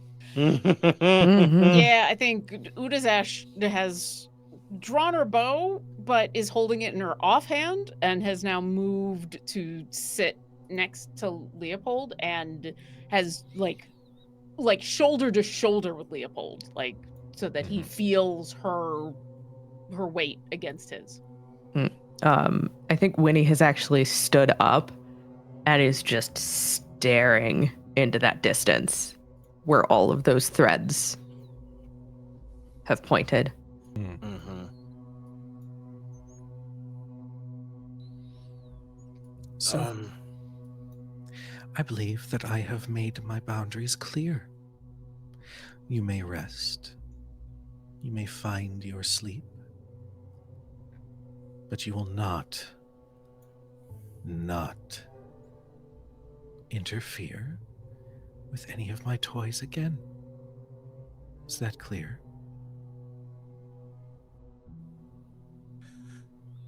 I have to be honest, Miss Trinity. I'm with individuals who don't take threats or ultimatums, and one specifically has a duty to returning lost souls. So I don't think legally I could say yes to this. Your word usage is very specific. You are with others that don't take kindly to threats or ultimatums. You never said that you yourself don't. So let me be clear. If you continue playing with my toys, then they all will come and find you, and then you'll be my newest toy. Have I made myself clear now? You have, thank you. I appreciate the clarity, Of course. but now you've threatened me. Mm-hmm. I've promised you. Oh, even better. I hope this brought you joy. Because now we're going to find you. I forced myself out. Okay. Literally, this, like, you all see like this shift in him, that there's a confidence, but the minute he pops out, he goes, so lady, might, Necromancer. and we should, I don't know if we can sleep safely here tonight. Probably not. I'm going to look over at Gren. During this entire exchange, I'm going to read the expression on a skeleton's face or demeanor on the entire like, what has Gren's Vibe demeanor check. been? Yeah, what's vibe check on Skeleton Boy? Go ahead and make me an insight check. You can read body language. I mean, maybe not expressions, but 16. With a 16, he is hanging out. Like at one point, he like looks at the tips of his skeletal fingers, like uses on and kind of like gets some going. Okay.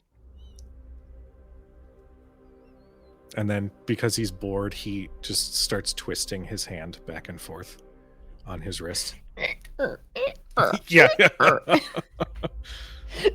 At one point, we'll say he like on his ribs, and Richard will leave the spot on the ground next to him and crawl up into his rib cage, where you can see a small nest. Oh, Nobody. Gren, did you not hear any of that? Any of what? What was You the guys last? were awful quiet for a little bit there. Yeah, what was the last thing you heard? I think it was this might be a little uncomfortable, but just bear with it. Okay. And then I took the finger and I did the pain thing. Okay. That is good to know. Oh. Mm-hmm. DM, Mm-hmm. I have speak with dead. And we have flavored it so it's not necessarily just a corpse, because Winnie can also see past the veil. Can she reach out to one of these restless spirits? Yes. Okay. I'm going to do something that might be a little ill-advised, but we need to see what we're dealing with. I am all here for bad decisions. And again, from the pouch on her waist. Hold on, let me look. That's not what I want. That's not what I want either. This is not what I want. This is not what I want. She takes a little like charcoal briquette and a pinch of incense and puts it on one of the flat rocks by the fire and lights it, and the smoke drifts up and around her head, and she inhales and her eyes roll back. As she's doing this, especially after what just happened with Leo and the warning that they just got, Udazash is going to... Are we near any trees? Are we near any point that has a little bit of height? Yes, you have this sort of copse of trees that's sort of half circular around this clearing, which is right next to the trail. Excellent. The closest tree, I'm going to scramble up and perch and take Overwatch. Okay. And be prepared for Trinity to start sending her toys after us. Make me a perception check, Udazash, as we... Sure. Leo, are you... Oh, sorry, go ahead. I was going to say, I would also, if possible, like to hide. If the tree has any kind of foliage in it. Make me a stealth check with advantage because it is nighttime as well. Leo, are you doing anything in this moment? It is, but it happens so fast that no one literally sees it. Because as a bonus action, I cast a moment to think to just see me like start looking around, see like the processes begin to start with everyone. And then he stops. He looks at Grin, and then he looks at Marcus, and then he looks at Grin, and he looks at Marcus. And then telepathically, just to Marcus, no one else will hear it. Just say, well, I guess the other two will hear it, but I'm closing it off to Grin, just in case, and Rat, and just say, there's a chance that if something happens, he might turn on us, and we don't want to hurt him, so hold him. Oh, I'm already aware of that. Okay. That's all. All right. Marcus just like casually, not too casually, just stands near Gren and like places a hand on his skeletal shoulder. Let's be friends, mon ami.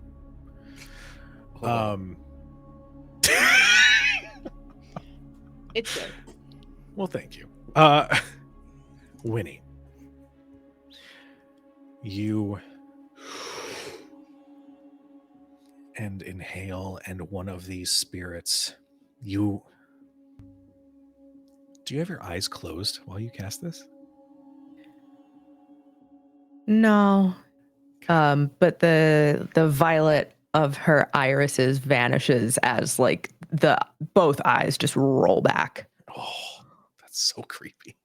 I love Listen, it. it's not it's a weird spell, man. If you do it on a corpse, you get the weird like it's not cute.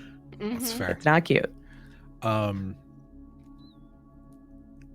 You activate the spell, and you can still, like, even outside of your vision, you can still hear the occasional like.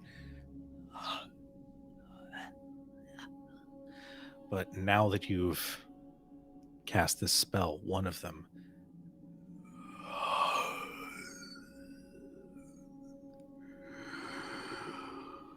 Let me help you.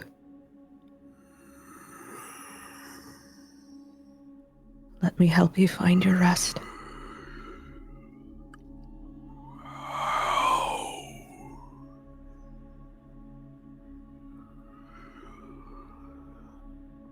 Where is she holding you? Underground. Ruin. Bastion.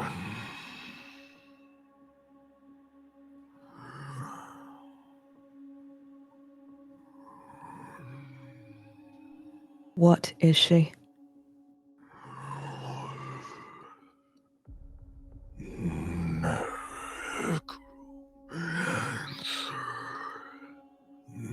Noble lady.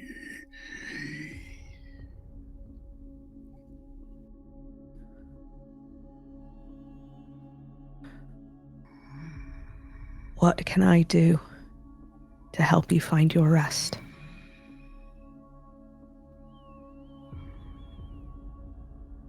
Book. Destroy. Book.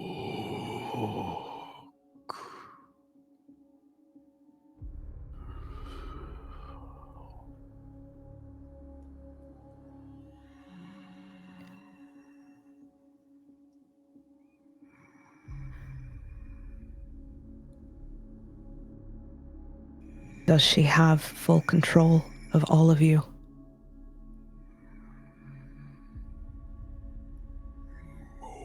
Most, not all. Some engage underground.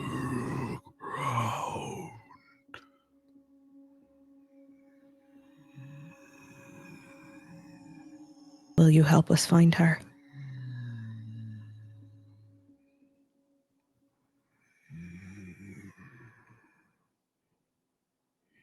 Yes.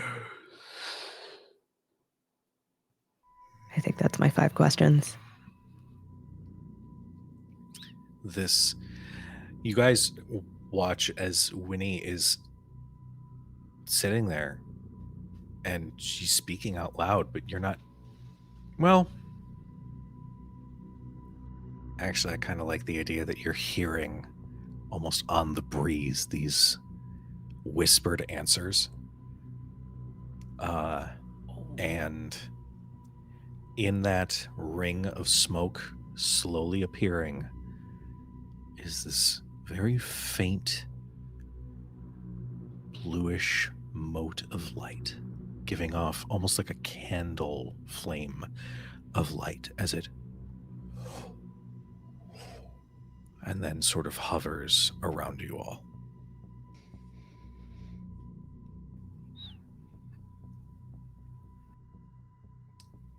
Udazash. Hi. Hi. Could you let me know your stealth check? 27. Okay. And what was your perception check? 16. 16. You feel invisible to anything that you don't want to see you. And you keep an eye just out on the horizon, and you can see in the very far distance the forest that you're heading towards. You see these rolling hills,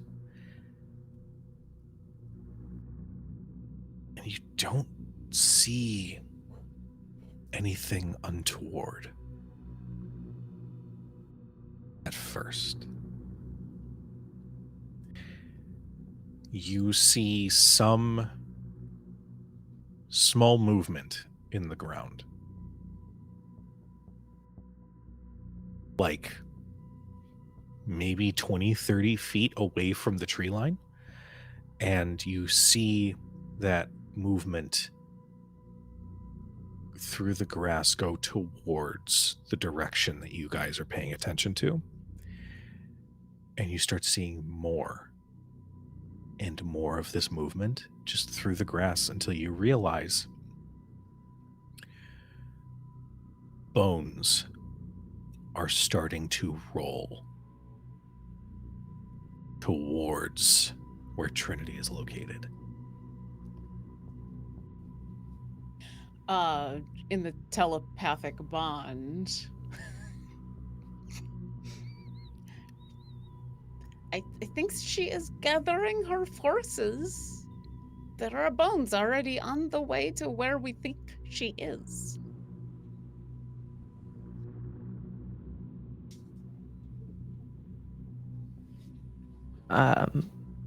Winnie's eyes flutter and her irises are back to normal.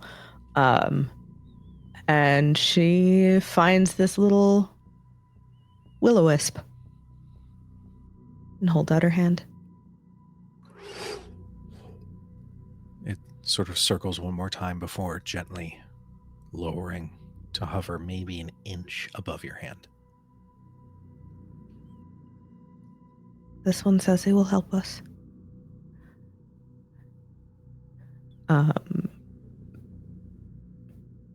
But she's a necromancer, noble-born, and there's a book that she keeps. If we destroy it, it should let those under her control find their rest. Oh, well, that sounds good. I cannot let their subjugation go unanswered. My champion and my lady will not have it. Then neither will we. Mm-hmm. He looks back to Grin. But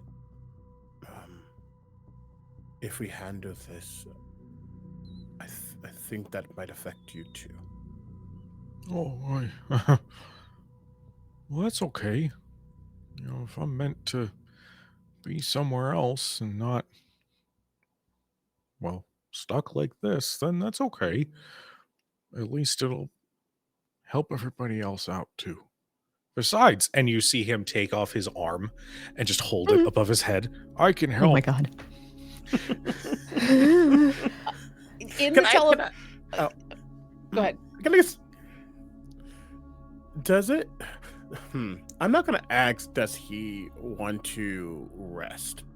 But does it seem like he wants to stay? You still have detect thoughts up. Technically, yeah. I wouldn't have dropped it yet. You do get... You get this thought that says, I mean, I suppose it's okay. These people are awful nice, and I suppose I kind of wonder what my life was like before, but if I'm not supposed to be here, I guess I'm not supposed to be here. 50-50. You know, there is obviously a desire to remain and figure out who he was and have a chance to experience it all again, but he also recognizes that he's not supposed to be here. Okay. I think it's clear. Leo's at least just been looking at him. And I think just because sometimes he can't like hold his own thoughts back, Winnie and Udazash and even Marcus would almost like see as if Leo's looking at a mirror at someone whose life was shifted way too soon and technically isn't supposed to be here. So if there's an inkling that he wants to try to remain, Leo's locking onto that because he would also like to remain, and he's trying his best to remain, you know. So I think he's okay. Well, we will get to that hurdle when we do. Udazash is going to jump on down, and out loud she's going to say, Phil, it sounds like when we do this, you will at least have the choice instead of being choiceless. That works for me. At the very least, Gren, you won't be tethered to her anymore. Well, even better. And I don't know then- what she's like, but she sounds like a not so nice person. Not if she is going to force that choice on you, no. And then in the telepathic bond, Udazash is going to go, how much do we think that he is potentially going to be forced to turn on us if he comes with us?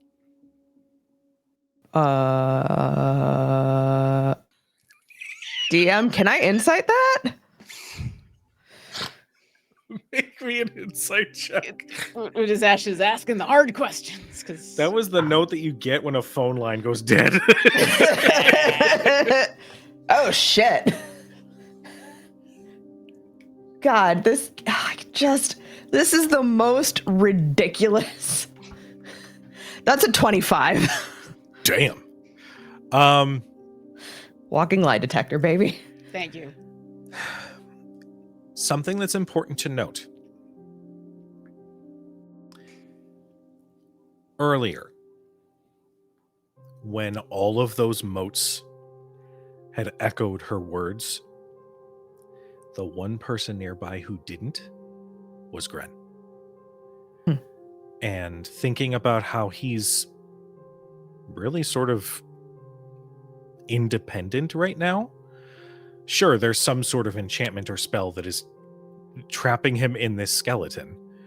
But whatever control function that was supposed to come from it, it looks like to have not taken with him. And so he's kind of vibing.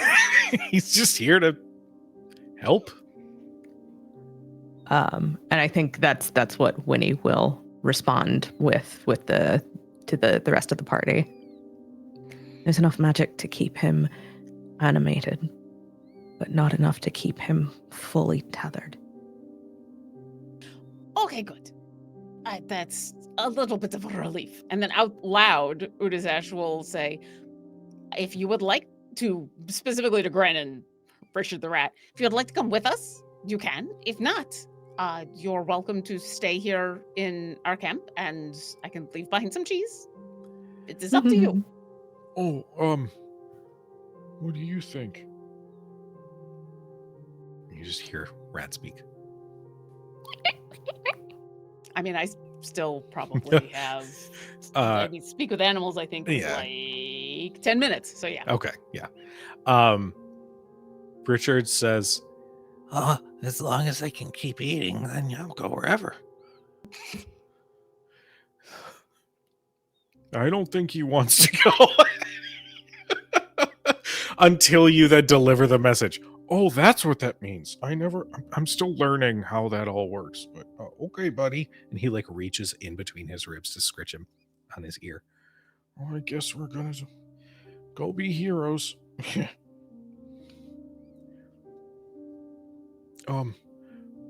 How can I help?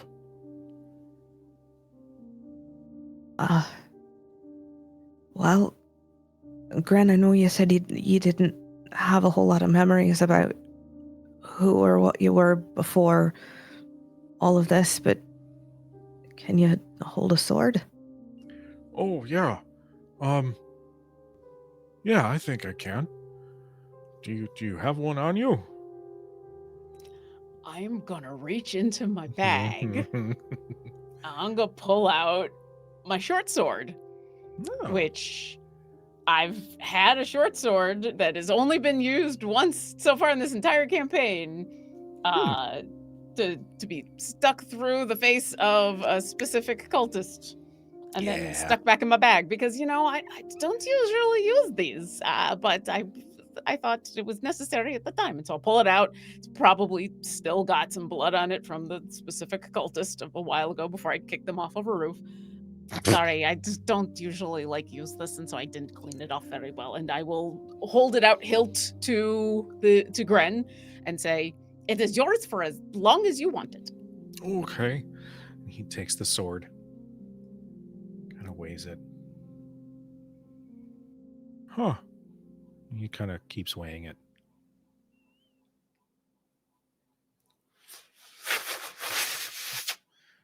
Whoa.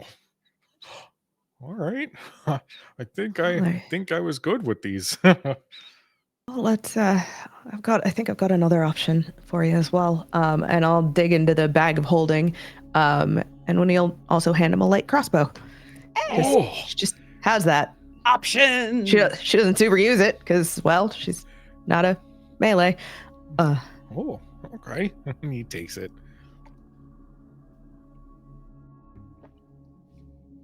Puts the short sword through his ribs to not hit Richard, but just to hold it there as he then weighs the crossbow. Eyes a bird.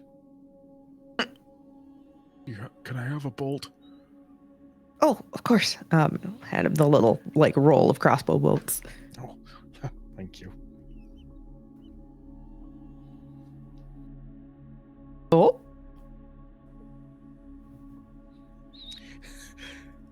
He pulls back and loads the bolt. Oh, and it like hits the trunk of the tree, and the bird just.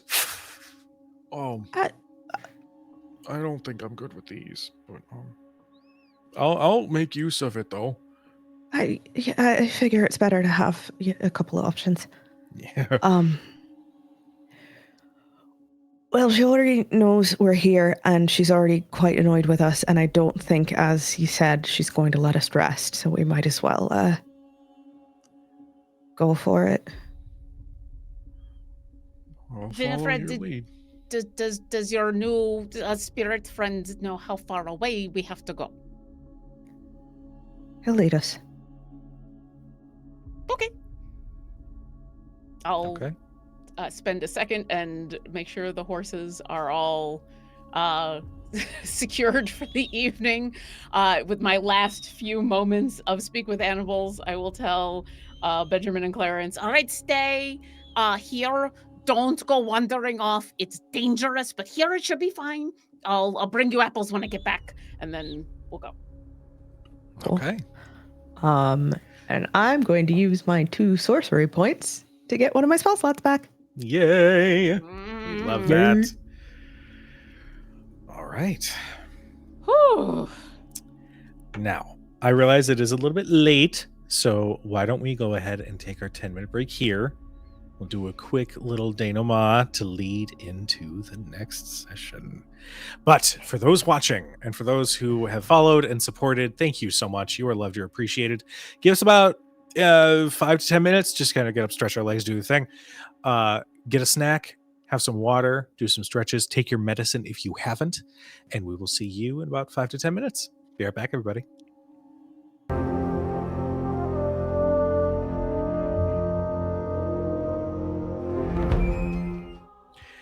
Hello, everyone, and welcome back.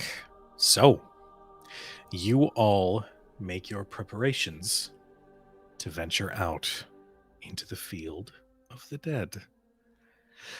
I would love to know a marching order. For reasons. I was going to say, Zash, are you scouting? So here's the thing, like that's her instinct. But Winnie has spirit person. So I think there's that moment in where Udazash goes to scout and then realizes she doesn't necessarily know where we're going, and you're the person who's going to be able to tell us where we're going, and comes back and says, do you want to tell me where we're going? Should I let you lead? I would like to be able to like keep an eye out, but I don't know where we're going. I think, and she's still got this little will-o-wisp like just floating over the palm of her hand. I think he'll take us where we need to go. But if you want to keep pace with me, at the very least, you'll be, there when/if something decides to take the first hit. Well, something is going to attack us. Absolutely. We know that for sure. Okay. I will be that way. And she points like perpendicular to you. And Udazash is going to do a similar thing to what she did with Shale a couple nights ago when she was basically following her to keep her safe. I'm going to let Winifred lead, but I'm going to parallel her and try to stay hidden and keep an eye around for when things pop off. Okay. I'm going to. I guess it's good to know. In the time, even before we started the interrogations and stuff, I guess we kind of. Well, no, we said some time had passed when I started to look around, so I assume, in that time, a short rest happened. Oh, absolutely. Okay, great. Then I am going to regain 5 sorcery points because I had none. Because I was like, oh yeah, we're not gonna do anything. I was wrong. Yes, with those of you who get stuff back on a short rest, please take a short rest. Go. Did you know that about warlocks, that you get stuff back on a short rest? It's so crazy, right? It's so weird. And did you know that if I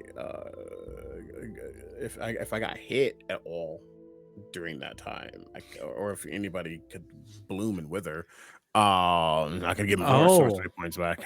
That sounds like a spell. That's so weird. Anyway, yeah, a little bit. It's fine. I'm not mad. I'm not mad at all.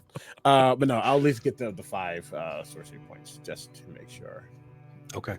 And yeah, I'm following. Okay. Then we'll do Leo behind Winnie, and then we're gonna have Gren next to you, and we're actually gonna have Marcus bringing up the rear, but he's very like ready to dive in the moment something goes left. Okay. As you all walk, the will-o-wisp lifts from your hand a little and circles before it focuses on a direction. And as you move, that direction slowly shifts, and you realize he's acting like a compass. Oh, that's cool. As you continue forward, the wind sort of chills you a little bit more. Now that you're venturing more into the plains themselves, there's not as many copse of trees and whatnot, so the wind sort of just hits a little bit harder.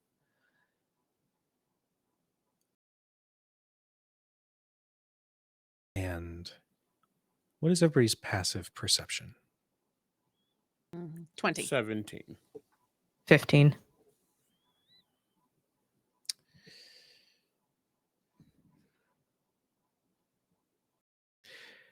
All of you can hear the slight rustling in the grass and the bushes around you. You've been traveling for, let's say, like an hour at this point, so the way station is now far enough away. But you're starting to hear very slight movements in the grass around you.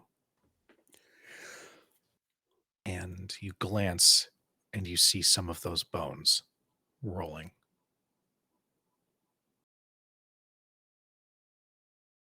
Until they start, well, let me rephrase. They stop all rolling towards that same direction, and some of them start rolling into one another. And you start to see more and more of them start to gather. Marcus says, "Oh, I'm pretty sure we got a fight on our hands." And as more gather, you see this mound of bones not forming into anything. It is literally a mound of skeletal matter that sort of builds and builds and builds until eventually some of these bones just shoot straight out immediately, almost like a tidal wave, towards the bulk of you. And that is where we're going to end tonight's session. Ah! I got to scare you. Oh no. Oh boy. One of my favorite undead enemies is just a swarm of bones. I love it. Oh So much no. fun. It's gonna be great. But before we sign off for the evening, we have a wonderful cast we want to give the spotlight to. So tell them who you are, where we can find you, what you got coming up, and where we can support you. I have to say, along the same lines, one of my favorite monsters I ever ran was just a swarm of crawling claws. It's in, yeah, it's in one of the Journeys Through the Radiant Citadel adventures, and it's just a giant bunch of crawling claws, and it's so cool. Get Journeys Through the Radiant Citadel. Excellent adventures. Very cool. Who's telling you to do this? Hi, I'm Lauren Urban, she, her. You can find all the stuff I'm doing at lauren-urban.com. There you go. Yeah, I've run a bunch of those adventures, and it's very, very cool. The only other thing I'm doing this weekend is on Sunday. You can find me playing Baldur's Gate 3 on the Dungeon Scrollers Twitch channel at 11 o'clock Pacific, where I am in the middle of the House of Hope. Because why not go to hell on a weekend? Sure. We've literally just gotten ourselves all the stuff we need to go and free Hope. So it's gonna be a lot of fighting. It's gonna be a lot of fighting. And hey, if you know me, you know I'm about to get all geeky about a song that's coming up. So yeah, come on by and hear me, a professional classical musician, geek out about a song. Thank you. We love that. Hell yeah. Hi, everybody. My name is Omega Jones, also known as Cripart. Cripart across all social media channels. I have been Leopold. And on a side note, my favorite swarm that I've run was people running into, thinking they're going to break into a bank, and all the coins were mimics. Yeah. Cobalt Press specifically actually has like mimic options for like small things, and it was just like, yep, evil. Evil. That was you get. Morals. Stop stealing. Anyway, aside from that, places you can find me next Tuesday, you can find me on twitch.tv/SirFeffers for Terraform, continuing that story. Next Thursday, you can catch me on twitch.tv/Captain Robert for Vecna Eve of Ruin.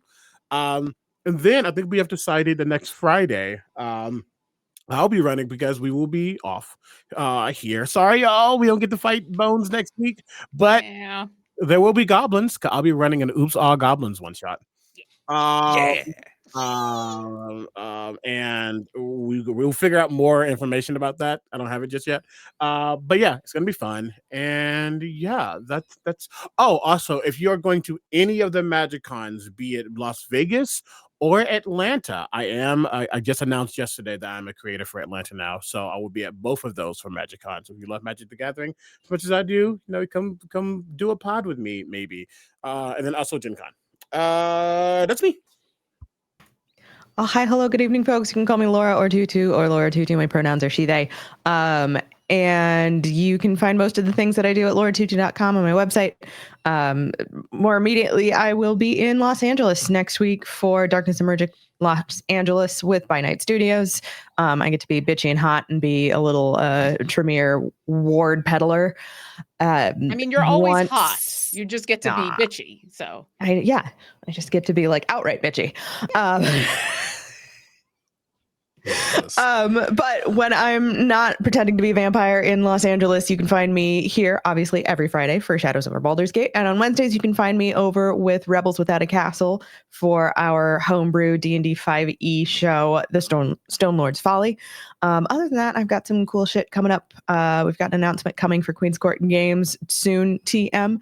And there's going to be a lot more World of Darkness in my future. So yeah, easiest place to figure out where I'm going to be next is to check out my socials and my website. And I am Cujo. I have been your chronicler for this evening. You can find me all over the place as either Cujo Plays Games for personal stuff or as Critic Chronicles for show announcements, highlights, that sort of thing. Thursdays, we have Tales of the Valiant, sponsored by Kobold Press. Thank you, Kobold Press, for the sponsorship. Fridays is our Shadows Over Baldur's Gate. Congrats, you found us. And then starting this Tuesday, which is when Dagger Heart launches, is going to be a new story being run by Talking XP with a fantastic cast. It's going to be so good. It's going to be so heartbreaking, heartwarming. You should be there because it's going to be great. And if you like to see me other places, you can find me Wednesdays over at Nerd Immersion playing some D&D 2024. And if you're into wrestling, I guess follow my personal socials because I'm wrestling for a Pride Month show in Chicago, which is great. It's a show called Blow, which is fantastic. Bodacious lads of wrestling. Yep. So yeah. In the meantime, we're going to go ahead and get a raid set up for Smoking Glue Guns, who's playing some more D&D. But in the meantime, please be nice to each other. We love you very much, and we will see you guys next time. Good night, everybody.